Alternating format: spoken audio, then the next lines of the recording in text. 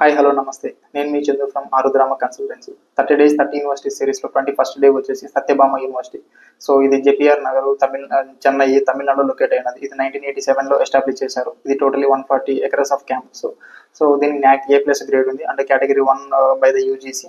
So ఇదే కాకుండా ఇది మన లొకేషన్ చూసుకుంటే ఇది తాంబరం నుంచి మనకు ఒక 18 కిలోమీటర్స్ డిస్టెన్స్ లో ఉంటుంది. ఆ ఎయిర్పోర్ట్ నుంచి తీసుకుని ఒక 21 కిలోమీటర్స్ డిస్టెన్స్ లో ఉంటుంది ఇది. సో ఇంకా అన్ని యూనివర్సిటీస్ లాగానే వీళ్ళు కూడా సమ్ కోర్సెస్ అకాడమిక్ ప్రోగ్రామ్స్ అంటే వీళ్ళు ప్రొవైడ్ చేయడం జరుగుతుంది. సో మనం మేజర్ గా ఇప్పుడు ఈ సీజన్ లో మనం చెప్పుకుంది అంటే ఇంజనీరింగ్ గురించి చెప్పుకున్నాం కాబట్టి సో వాటి గురించి మనం డిస్కస్ చేసుకున్నాము. సో కొన్ని లిస్ట్ అవుట్ చేసుకుంటే వాటి గురించి ఇంజనీరింగ్ లో ఏ అకాడమిక్ ప్రోగ్రామ్స్ వీళ్ళు ప్రొవైడ్ చేస్తున్నారు లిస్ట్ అవుట్ చేసుకుంటే, సో ఒకటి వచ్చేసి computer science plus CSCAML, CCAE, CSCA and data science, CSC data science, CSCA and robotics, CSC cyber security, CSC internet and of things and mechanical engineering, chemical engineering, aeronautical engineering, ECE, so with data CEC with data science, వీటి information technology, biotechnology, biomedical engineering, mechatronics, triple civil. So ఇది కాకుండా డిఫరెంట్గా ఏంటంటే nursing, pharmacy, so ఇలాంటి courses అన్ని వీళ్ళు provide చేయడం జరుగుతుంది. సో ఈ కోర్సెస్ యొక్క ఫీజు గురించి మనం ఒక బ్రీఫ్ గా చెప్పుకోవాల్సి వస్తే మనకి సో ఒక్కొక్క డిపార్ట్మెంట్ వైజ్ ఒక ఫీ స్ట్రక్చర్ అనేది ఉంటుంది. ఇప్పుడు సిఎస్సి సంబంధించిన కోర్సెస్ గురించి ఒక ఫీజు ఉంటుంది, ఈసీకి సంబంధించిన ఒక ఫీజు ఉంటుంది, సివిల్కి ఒక ఫీజు ఉంటుంది. సో ఇక్కడ అన్ని డిపార్ట్మెంట్ కలుపుకుంటే స్టార్టింగ్ లిస్ట్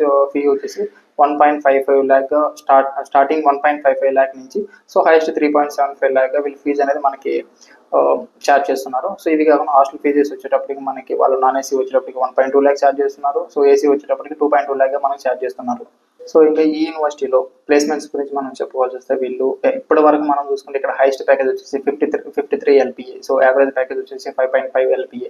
సో వీళ్ళు ఎవ్రీ ఇయర్ వచ్చేసి 90+% ఆఫ్ స్టూడెంట్స్ వీళ్ళు ప్లేస్మెంట్ అనేది ప్రొవైడ్ చేస్తున్నారు. సో లాస్ట్ 23-24 ఇయర్స్ చూసుకుంటే మనకి 3,200+ స్టూడెంట్స్ అనే వాళ్ళు రిజిస్టర్ చేయడం జరిగింది. సో వాళ్ళలో మనకి అవుట్ ఆఫ్ 3.2K సో వీళ్ళు 3,000 వరకు స్టూడెంట్స్ అనే వాళ్ళకి ఆఫర్ లెటర్ అనేది ప్రొవైడ్ చేయడం జరిగింది. సో ఇంకా ఫెసిలిటీస్ విషయానికి వచ్చేటప్పటికి వీళ్ళు స్పోర్ట్స్ క్లబ్స్ ప్రొవైడ్ చేస్తున్నారు. తర్వాత ల్యాబొరేటరీ ఉంది, ఆడిటోరియం ఉన్నది, లైబ్రరీస్ ఉన్నాయి. Each and every department separate libraries ఉన్నాయి. సో కల్చర్ యాక్టివిటీస్ ఉన్నాయి, ఫంక్షన్ చేస్తారు, సో స్పోర్ట్స్ చేస్తారు. ఎవ్రీ ఇయర్ వచ్చేసి కొన్ని సమ్ ఆఫ్ ద ఈవెంట్స్ అంటే వీళ్ళు కండక్ట్ చేస్తారు.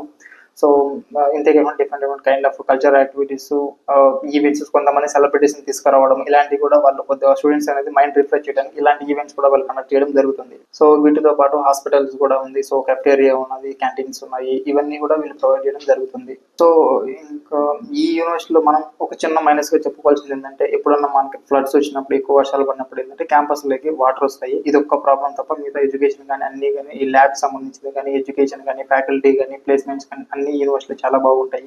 సో అదొకటి మైనర్ ఇష్యూగా మనం తీసుకోవచ్చు.